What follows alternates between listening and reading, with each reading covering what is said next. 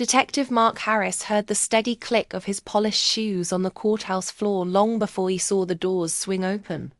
He stood just outside the courtroom, leaning against the cool stone wall, arms folded as though he owned every inch of the building.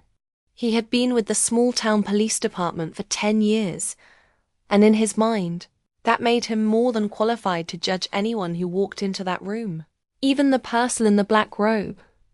Today was different, though. Today was the first day that Judge Monique Carter would preside over a high-profile hearing in their county. She was the first black judge the community had ever appointed, and her reputation for fairness had spread far beyond the county line. Local newspapers carried her picture alongside headlines about her quick rise through the legal ranks. Some residents were proud. Others whispered doubts. Detective Harris belonged to the second group. He glanced at his watch. The hearing was set to start in 5 minutes. He did not like being late, yet he would risk that small annoyance to make his point. He tapped his shoe against the stone floor in time with an imaginary drum. His 2 partners, Officer Jim Peters and Sergeant Carla McIntyre, gave him uneasy looks. They knew Harris could be unpredictable. "He'll hear us, right?" Jim asked in a low voice. "Of course," Harris replied. His lips curved into a thin smile. "I want her to know she's not above this place." Carla shifted uncomfortably. She believed in respect for the law, regardless of who wore the robe. But she also knew that arguing with Harris in the hallway would only draw attention. A hush fell over the corridor as people's footsteps and hushed conversations filled the air. Then the heavy oak doors at the end opened. Judge Carter entered, her posture calm and composed. She wore a dark robe with a simple gold pin at the collar.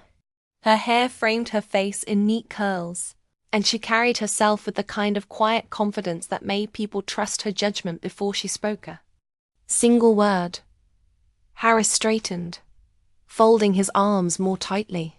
He waited for her to step fully into the hallway before he began. He tapped an imaginary gavel against his palm, mimicking the sharp rap that announced the start of a court session. He struck the air again and again, each tap louder than the last. "Rap, rap," he hissed. Drawing a few startled glances from passers-by, Monique Carter paused.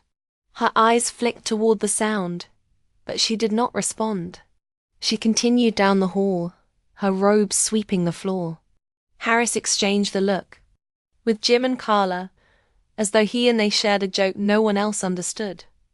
Jim gave a nervous cough and cleared his throat. "You know, Detective, maybe we should—" Harris cut him off. "Oh, come on, Jim, lighten up, it's just a bit of fun." He rolled his shoulders and took a small step forward. "I mean, look at her. First black judge in this county, acting like she owns the place. Thinks she can come here and boss us around." He tapped the air again. "Rap, rap, rap." Carla cringed. She felt the weight of everyone's eyes on them. She saw the expressions of shock and confusion from the few people close enough to hear.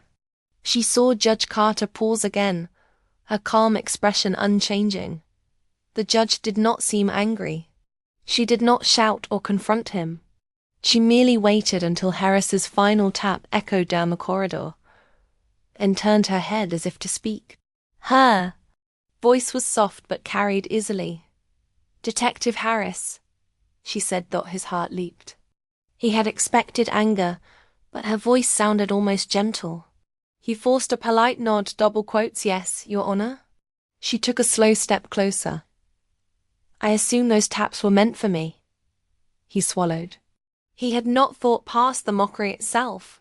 He had not imagined that she would address him directly. He found himself at a loss for words. Jim shifted his weight. Carla clenched her fists at her sides, wishing she could sink into the stone floor. "Is there a problem?" she asked. Harris cleared his throat. "No, Your Honor. Just making sure you knew who we are." Her eyes held his for a moment. calm, but firm. Then she turned on her heel and walked into the courtroom. The doors closed softly behind her. Silence fell again. Harris pinched the bridge of his nose and muttered under his breath. Jim looked at him with concern. "Mark, that was out of line." He shrugged. "She get over it." Carla shook her head. "Maybe, but people heard you. And you did it in public." Harris's smile dropped. He opened his mouth to respond. But then the distant sound of a timer beep interrupted. The judge's gavel, a real one, struck the wood in the courtroom, signaling that the hearing was starting.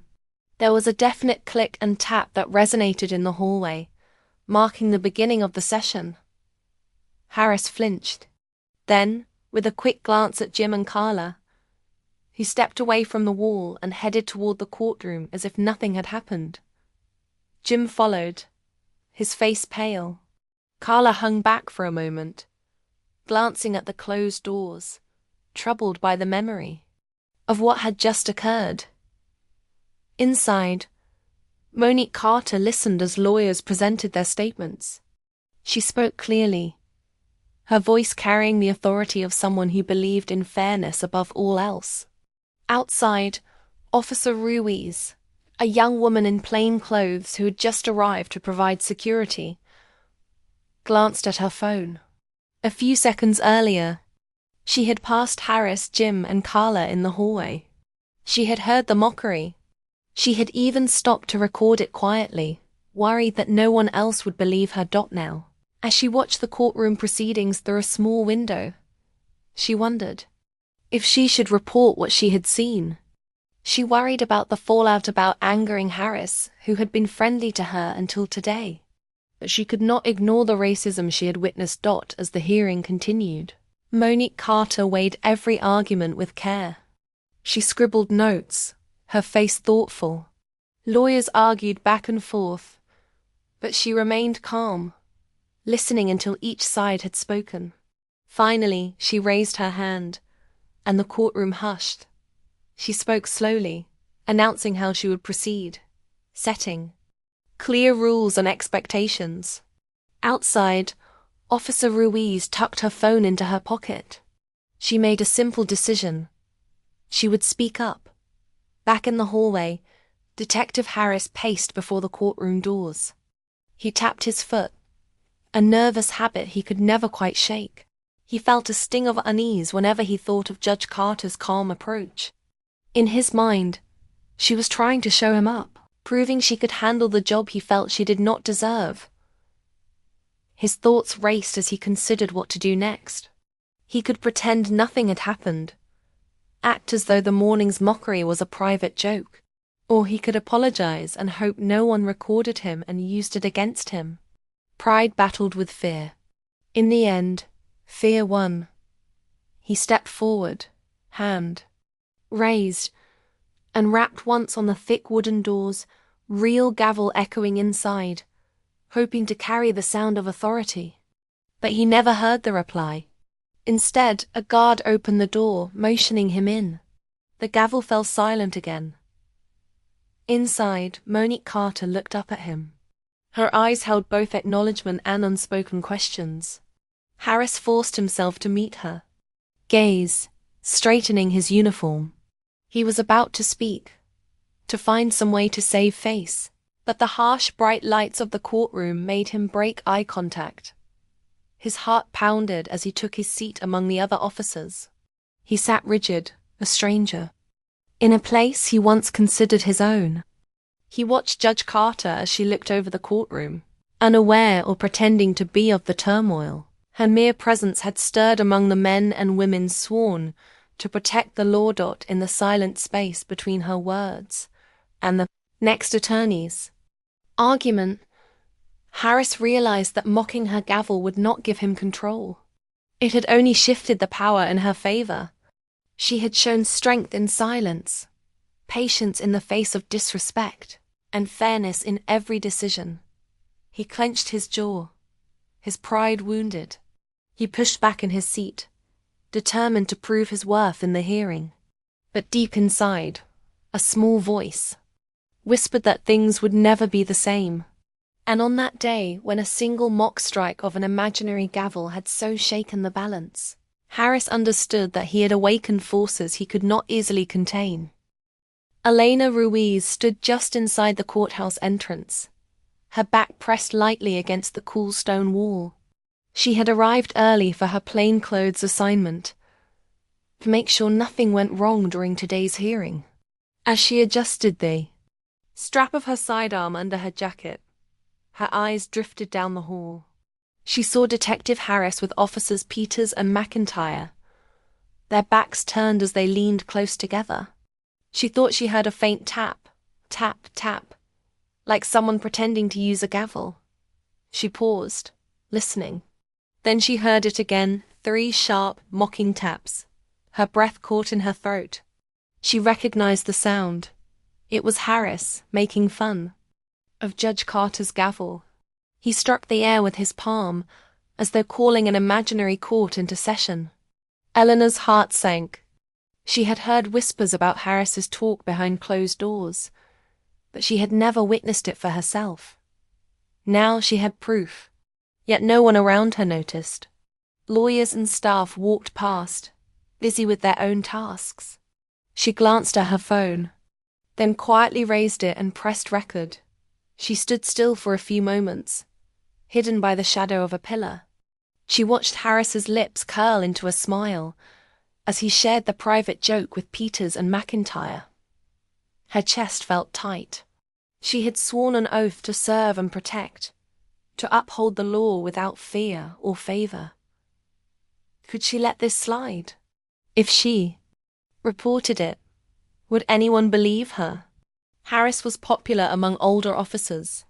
She was new, and she knew standing up to him might bring unwanted attention. Still, she thought of Judge Carter's calm strength in the courtroom, the way the judge had looked Harris in the eye without anger, simply carrying on with her work. Elena admired that courage. She knew what it meant to face something daunting without flinching. She also knew the law was blind in theory, but in practice people still judged others by the color of their skin. This incident proved it. That night, after her shift ended, Elena sat alone in her small apartment. The glow of her laptop screen filled the room. She opened her notes app and typed a single line. Recording of Detective Harris mocking Judge's gavel racist intent. She paused. Her finger hovered over the send icon. She had decided to call her friend, Michael Lee, a civil rights attorney. He had worked on high-profile cases before and had the contacts to ensure this would not be swept under the rug. She dialed his number. He answered on the second ring. "Michael, it's Elena," she said softly. "Elena, good to hear from you," he replied. "Everything all right?" Her voice wavered. "No, not really. I recorded Harris today. He was mocking Judge Carter's gavel. It was racist. I don't know what to do." Michael's tone turned serious. "Send me the file. I'll listen and see what we can do." She took a deep breath and attached the recording to an email. Then she hit send. Her hands trembled. She thought of the backlash gossip among officers, maybe even threats.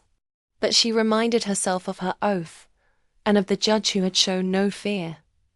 Within an hour, Michael had listened to the recording. His reply popped up in her inbox. "We need to involve the ACLU and a trusted reporter. This is clear evidence. I'll handle it from here. Stay safe." True to his word, Michael contacted the state chapter of the ACLU. They reviewed the file and agreed the public needed to know. He also reached out to a local investigative reporter, Dana Chen, who had broken stories about misconduct in local institutions before. Meanwhile, community activists learned that something was brewing inside the courthouse walls. Word spread quickly. A cop had dared to mock the first black judge in county history. By the next morning, Dana's article appeared on the local news website. Its headline read, "Officer's recording reveals racial disrespect toward Judge Carter." The story included a transcript of the mock taps and Harris's whispered taunt about Judge Carter's authority. Protesters gathered outside the police station that very afternoon. Banners unfurled reading, "Respect the law, respect the judge, and no place for racism in our courts." A diverse crowd of lawyers, students, church groups, and concerned citizens stood together. They chanted, "Accountability now." Their voices rose in unison, echoing down the broad steps of the station. Inside the station, Chief Barrett sat at his desk, staring at his computer screen. He watched live footage of the protest on a local news channel. His jaw clenched as he read over the ACLU's letter demanding an inquiry. He knew this was serious. He called for his internal affairs lieutenant, Captain Reyes, to join him. Later that afternoon, Captain Reyes knocked on Harris's door. The detective looked up, surprised. "Detective Harris, the chief wants to see you," Reyes said quietly. Harris frowned. "For what?" "You'll find out," Reyes replied. Word of the mockery had already spread through the station like wildfire. Some officers whispered in hallways, others shook their heads in disbelief. A few, loyal to Harris, refused to believe he had done anything wrong. Yet many more feared that leadership would hold him accountable. Outside, as the sun dipped low, the demonstration at the station grew larger. News crews set up cameras. Reporters interviewed protesters who spoke of the need for trust between law enforcement and the community. They talked about how a single act of disrespect from someone with a badge could damage the bond they worked so hard to build. Back at her desk in the station's records room, Elena watched the coverage on her phone. She felt a wave of relief, mixed with anxiety. She had done the right thing, she told herself, but the next steps were uncertain. She packed her things for the day and prepared to leave. But someone tapped her on the shoulder. It was Officer McIntyre. Her expression was serious but not unkind. "Elena, I heard what happened," she said. "I know you recorded Harris. I want you to know I support you." Elena blinked. She hadn't expected that. "Thank you," she said. Carla looked toward the window. The protest continued outside, chants still rumbling. "I'm going to cooperate with internal affairs," she said. "I heard some things before. It's time to set things right." Elena nodded. "I'm glad." They stood side by side. Two officers on different paths but joined in the same pursuit. Justice. By the time Harris arrived at the chief's office, his confident swagger had faded. He knocked and entered, finding Chief Barrett and Captain Reyes waiting. The chief's face was solemn. "Detective Harris, please sit," Barrett said.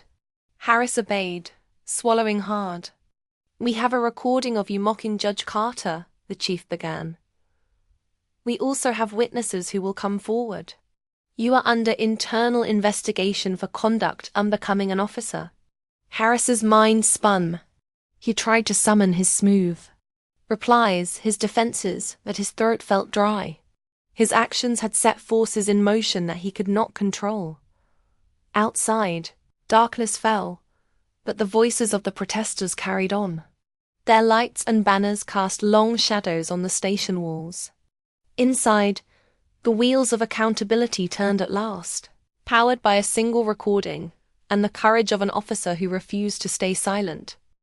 ChatGPT said, "Detective Harris awoke the next morning with a pounding headache and a knot of dread in his stomach. He stared at the ceiling of his bedroom for a long moment before forcing himself to sit up. His uniform lay on a chair, pressed and ready, but he could not bring himself to put it on. The memory of Captain Reyes's calm voice, telling him he was under internal investigation, rolled over him again like a cold wave.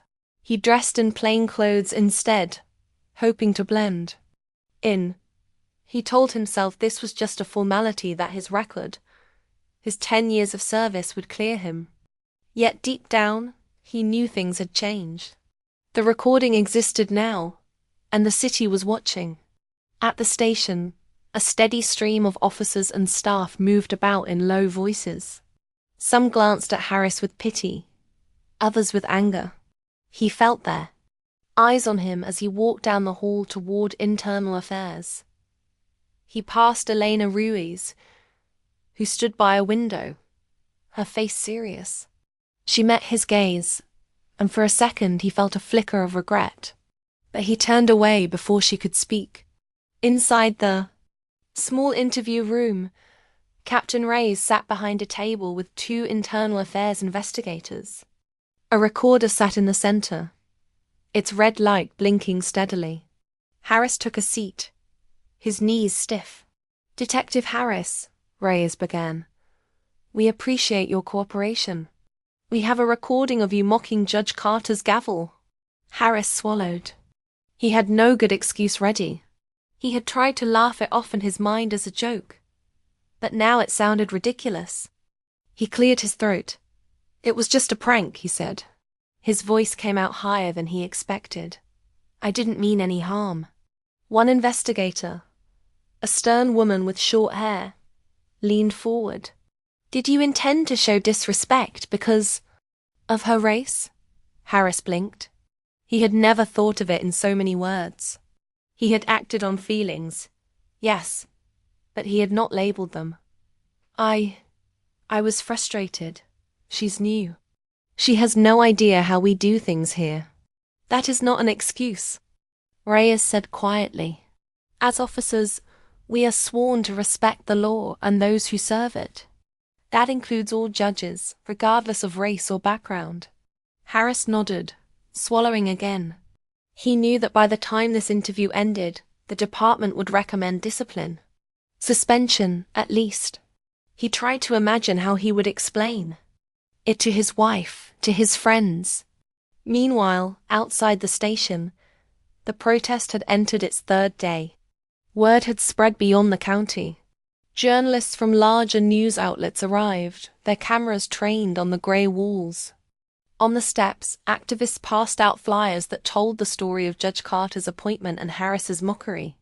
The air filled with chants of "respect the robe" and "justice for all." Inside, Officer Ruiz followed the protest through the station's security monitors. She watched as people of every age and background gathered. Some held homemade signs, others wore buttons with Judge Carter's face. She felt a swell of pride that she had spoken up, but she also felt worry.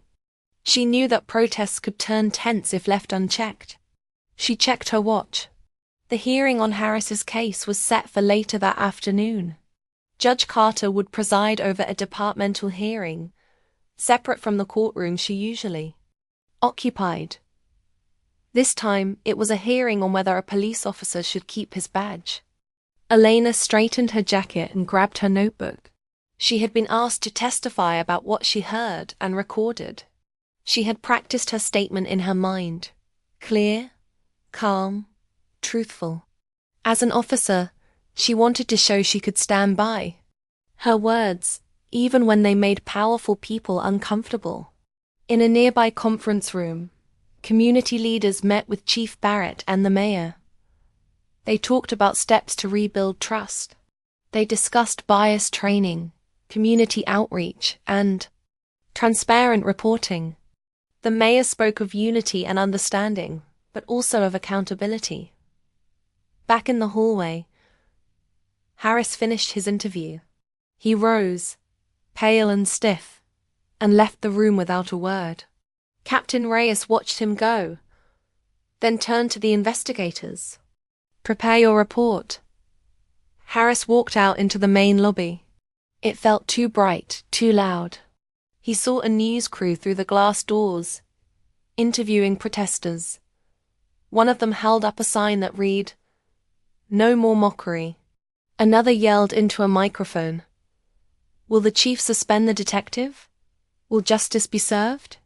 Harris clenched. his jaw and pushed past the reporters. He barely noticed when an officer called his name and handed him an envelope. Inside was a suspension notice, effective immediately. He dropped the envelope onto a nearby desk and walked out of the station. Outside, the sun was high and the air felt heavy. He paused on the sidewalk, looking back at the station. The protesters were still there, a sea of faces and voices. He thought of Judge Carter's calm eyes in the courtroom. He thought of Eleanor's steady courage. And he felt something he had never expected: shame. Hours later, in a small hearing room inside the courthouse, Harris took his seat at a table facing Judge Carter. Across from him sat Chief Barrett, internal affairs investigators, and his union representative. Judge Carter wore her robe, her face composed. The room was silent as she opened the hearing. She spoke slowly, reading the charges: conduct unbecoming an officer, racial harassment and disrespect toward a court official. Each word sounded heavy in the air. Harris swallowed, his heart pounding. Chief Barrett spoke next. He described the recording, the statements from witnesses, and the protests outside. Harris lowered his eyes. He tried to argue that he had meant no real harm, only frustration at a new judge. But no one seemed to accept that defense. Then it was Elena's turn. She stood, her back straight. She described how she had heard the taps and recorded them. She explained why she felt she had to speak up. She did not speak of personal grievance, only of her duty to uphold respect and fairness. Harris wanted to interrupt her, to demand she retract her words. But he saw the calm strength in her voice and did not. After Elena, Sergeant McIntyre testified. She spoke of previous times Harris had made offhand remarks, of worried officers who had felt uncomfortable. She said she had decided to come forward when she heard Elena had recorded him. Harris's union representative tried to argue that this was a joke gone too far, that Harris had served the community without complaint for years. But the statements rang true. A pattern of disrespect, a failure to control bias. Finally, Judge Carter spoke. She did not raise her voice. She did not condemn him in anger. Instead, she said she hoped this hearing would bring understanding. She remembered her own first day on the bench. The weight of every step. The eyes on her. She said she knew that respect had to be earned, yet it also had to be given. She said she trusted the department to learn and grow. Harris felt tears burn his eyes. It was not anger he felt toward her, though part of him ached with wounded pride. It was recognition that he had wronged not just her, but himself, his oath, his community. When the hearing ended, Judge Carter announced her decision. Harris would be removed from active duty for 6 months, required to attend bias training, and evaluate his future with the force. The room fell silent. Harris nodded, unable to speak. Outside the courthouse steps, the crowd had gathered again. They cheered as Judge Carter emerged, thanking them for standing up for justice. Elena and Carla stood close together, watching as their judge walked toward her car. Harris watched from a distance, hidden behind a pillar. He did not cheer. He did not protest. He thought of the gavel she struck to open that hearing, of each authoritative tap that carried a message of fairness. He thought of his own imaginary taps meant to belittle that had instead humbled him. He turned and walked away, knowing that the road ahead would be long. He had lost more than a badge that day. He had lost the comfortable certainty of his own rightness. But as he moved down the steps, he felt a small spark of gratitude. For Elena's courage, for Judge Carter's integrity, and for the community's voice. In the still air of that afternoon, a lesson had been learned. Respect is not a privilege to be mocked, but a bond that must be honored. And from that day on, Detective Mark Harris would carry that lesson with him, wherever his steps might lead. Detective Harris woke to silence in his empty apartment. The hum of the city felt distant, as though life had moved on without him. He dressed slowly, pulled on a plain shirt and jeans, and grabbed his badge from the kitchen table. It felt heavier than ever. Today he had to meet with Internal Affairs again, to answer more questions about his conduct. He paused at the door, took a deep breath and stepped outside. Outside, the morning air felt crisp, tinged with the sounds of protest. As he approached the police station, he saw a line of people stretching down the sidewalk. Their signs were simple: respect the law, end racism, justice for all. Journalists stood at the curb, cameras ready. Harris felt a pang of shame when some in the crowd nodded at him with pity or anger. He kept his gaze down and walked through the side entrance, away from the reporters' dot inside the station. The mood was tense. Officers moved quickly through the lobby, eyes averted. Papers rustled, phones chimed with messages about the protest. And every now and then someone muttered, "I can't believe he did that." Harris made his way to the 5th floor, where the captain's office sat behind frosted glass. Captain Reyes greeted him without a smile. "Detective Harris, please. Come in," she said. She motioned to a seat. Across from her sat 2 Internal Affairs investigators. A fresh file lay open on the table. "We have more witnesses," one investigator began. "Officers have come forward with examples of your behavior over the years." He slid a sheet of paper toward Harris. On it were notes about offhand comments, subtle slights, and a few written complaints that had been ignored or buried. Harris stared at the list. He recognized some names: fellow officers he had teased, community members he had belittled. He felt the walls close in. He cleared his throat. I'm sorry," he said quietly. "I never meant to hurt anyone." Reyes's eyes were steady. "Sorry is not enough. You must understand why your words and actions have impact. You have been part of this community for years.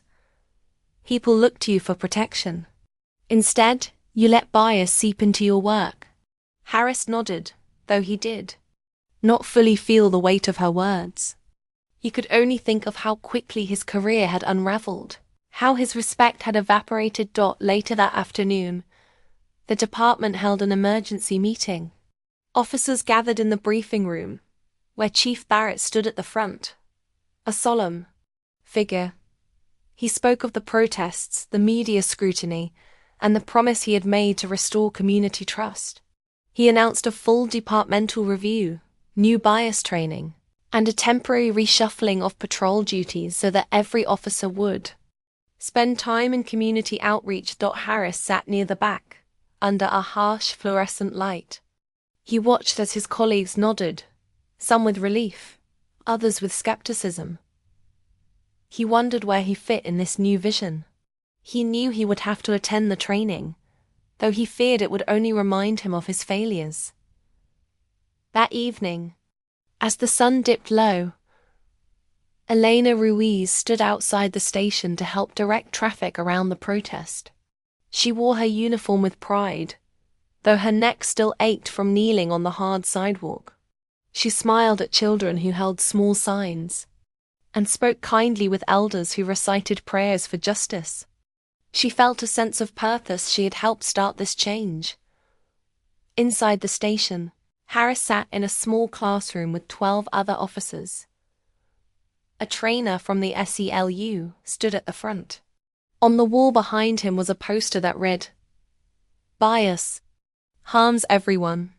The trainer spoke of empathy, of seeing people as individuals, not stereotypes. He led them through exercises where they shared personal stories of unfair treatment. Harris sat silently, his head lowered. He had never shared his own story, never considered that his jokes came from a place of fear or ignorance. When the trainer asked for volunteers, he looked around, but everyone else raised a hand. He kept his hand in his laptop after class. He stayed behind. The trainer, a kind-faced woman named Sarah, approached him. "Detective Harris, would you like to talk?" He hesitated, then nodded. They walked down the empty hallway to a small office. He closed the door. "I'm sorry," he began again. "I don't know why I did it. I've always tried to be a good cop. But I see now how my words hurt people." Sarah nodded. "Awareness is the first step. Now you have to choose how you move forward." He looked at the floor. "I don't even know who I am anymore." She smiled gently. "You're someone who can learn, someone who can change. Use this chance to rebuild." Outside, Judge Carter watched the protest from a distance. She stood on the courthouse steps, her robe catching the last light of day. She spoke to community leaders about new partnerships between the court and the police. They planned joint workshops, open forums, and youth mentoring programs. She wanted healing, not revenge. Harris drove home that night in silence.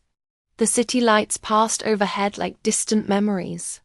He thought of the Gavel he had mocked, the authority he had scorned, and the respect he had taken for granted. He thought of Elena, of Carla, of the people who had stood up when he had stayed silent. He pulled into his driveway and sat with the engine running. He reached for his phone and scrolled through messages. Many were from friends offering support. But he also saw messages from colleagues who called him a disgrace. He realized that healing would not come quickly. He opened a blank note and typed 3 words: "I want help." Then he set a reminder for tomorrow morning. Call Judge Carter's community outreach office. He did not know what would come of it, but he knew he wanted to try. In the weeks that followed, Harris attended every training, volunteered at outreach events, and joined community meetings. He listened more than he spoke. He apologized personally to those he had harmed. Slowly, he saw small changes. A nod of recognition here, a polite greeting there. Trust had been broken, but it could be rebuilt, brick by brick. One morning, he arrived early at the courthouse for another hearing. This time as a volunteer mentor for at-risk youth. He stood in the hallway, watching a new group of officers greet Judge Carter with respect. When she passed by, she gave him a small, encouraging nod. Harris tapped his palm against his own shoulder, not to mock her gavel, but as a self-reminder. Respect must be felt in every action. And in that simple tap, he felt a spark of hope that one day he would make amends fully, and that the station's walls would ring not with mockery, but with genuine care for every member of the community. Detective Harris stood quietly in the community center's gymnasium, the low hum of conversation filling the air like a gentle breeze. It was 6 months since his mockery of Judge Carter's gavel had shattered the calm of their town. The faces around him were familiar now: children in bright t-shirts, parents clutching coffee cups, elders nodding in greeting. But the tension that once lived in their eyes was gone. It had been replaced by something warmer, cautious trust. He shifted his weight from one foot to the other, his uniform long replaced by a plain polo shirt and khaki trousers. Around his neck hung a volunteer badge, the words, "Community Mentor," printed in bold letters. He remembered the day he first pinned it on. His hands had trembled, and his reflection in the mirror had startled him. The man looking back had little in common with the proud detective he once was. But today, that badge felt like a symbol of hope. Across the room, Judge Carter stood by a folding table laden with snacks and bottled water. She greeted each guest with a calm smile, her robe exchanged for a simple blazer. When she noticed Harris, she slipped away from the table and approached him. He straightened instinctively, as though preparing for a formal inspection, but she held out her hand instead. "Mark," she said, her voice gentle. "Thank you for being here." He took her hand and gave a slight nod. "Thank you for inviting." "Me," he replied. She turned to watch a group of young teens working on a mural of the courthouse steps. Children painted the building in bright colors, adding smiling faces at the windows. Judge Carter and Harris stood side by side, silent for a moment, observing how art could build bridges where words had once built walls. "I never imagined I'd see this," Harris confessed softly. "I was so wrong to mock you. At first, I thought an apology would fix everything, but it took more than words." She placed a hand on his shoulder. "Actions matter more than words," she said. "You showed up. You learned. And now you're helping these kids see that the law can protect them, not just punish them." He nodded, looking at the mural. "It's hard work," he admitted. "Sometimes I feel like an imposter." She smiled warmly. "Change is hard, but you've inspired others to change too." Harris felt a surge of pride he hadn't known. In months, he turned as a teen named Carlos bounded up to him, paintbrush in hand. "Detective Harris," the boy announced, eyes bright. "We need more blue over here." Harris knelt beside Carlos and dipped a brush in sky blue paint. As he added a bold stripe to the courthouse roof, the boy chatted easily about his dreams of becoming an actor. Harris listened, offering encouraging words. He felt the old thrill of making a difference, but this time, his difference was building something, not breaking it. Later, at a small table near the back, community members gathered for cookies and juice. Harris joined a circle that included parents, teachers, and local business owners. He poured lemonade for an elderly woman named Mrs. Thompson, who had marched in the protests months earlier. "Detective Harris," she said with a gentle smile, "I see you've changed your tune." He laughed quietly. "I learned from the best," he said, nodding toward Judge Carter, who was speaking with a group of lawyers about youth legal clinics. Mrs. Thompson sipped her lemonade and patted his hand. "Seeing you here, teaching these children, I know the community can trust you again." His throat tightened. "Thank you," he whispered. As afternoon turned to early evening, Judge Carter called for attention. She stood on a low riser, the mural behind her shining with fresh paint. Families gathered in a semicircle. She spoke of justice, fairness, and the power of second chances. Her voice carried across the gym, simple and true. Detective Harris listened, feeling each word settle in his heart. He remembered how he had once believed that respect was earned by force of habit, that his badge gave him the right to judge. Now he understood that respect must be freely given and gratefully received. When her speech ended, the mural was unveiled. Applause rose, and Judge Carter invited Harris to join her for the first public photograph. He stood by her side, both of them smiling at the camera. He felt the weight of the moment, the promise that mistakes need not define a person's future. Afterward, as the crowd drifted toward the exits, Harris stayed behind to help pack up. He folded tablecloths, collected empty cups, and stacked chairs. Officer Ruiz approached, handing him a box of supplies. "You did good today," she said quietly. He offered her a small smile. "Couldn't have done it without you," he replied. He remembered how she had recorded his mockery that first day, and how her courage had set everything in motion. He would forever be grateful. As they finished, Judge Carter appeared in the doorway. "Mark, would you walk with me a moment?" she asked. He followed her down a quiet hallway lined with photographs of past judges and community events. Outside, the sun dipped low, painting the sky in shades of orange and pink. They paused beneath a tall oak tree. Judge Carter turned to him. "You know," she said softly, "if you ever consider returning to active duty, I'd support your application." Harris blinked in surprise. "You would?" "Yes," she said. "I believe in redemption. I believe people can grow from their mistakes. If you choose to come back, I'll be there to defend your character." His heart swelled. "Thank you," he said earnestly. "I'll think about it." They walked together back toward the community center. He felt lighter than he had in months, as though the oak's roots had grounded him and its branches had lifted him. In the weeks that followed, Harris continued his work as a mentor and volunteer. He visited schools to talk about law and fairness. He joined neighborhood watch groups to listen to residents' concerns. He organized friendly basketball games between officers and teens, using sport to build bonds. One morning, he received a letter from Chief Barrett. It was an official invitation to apply for reinstatement to the force. The chief praised his community service and recommended him to the personnel board. Harris read the letter twice before closing his eyes and breathing deeply. His choice lay before him: return to a uniformed role or continue his work in the community center. That evening, he sat at his kitchen table, envelope in hand, and dialed Judge Carter's office.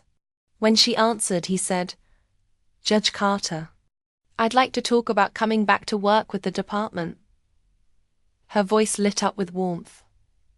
"I'm so glad," she said. "Let's meet and discuss how to make that transition right." When he hung up, Harris felt the oak tree's steady strength inside him. He knew challenges remained, old biases in others, moments of doubt in himself, but he also knew change was possible. He placed the letter on his desk next to his community mentor badge and went to sleep that night with a newfound sense of purpose. Months earlier, a single cruel joke had threatened to tear the police station and the community apart. But it also sparked a chain of events: one brave recording, one determined judge, one courageous officer that brought everyone face to face with prejudice and truth. In the end, their town learned that respect is not a weapon to wield, but a gift to share. And for Detective Mark Harris, the journey from mockery to mentorship became the truest measure of justice.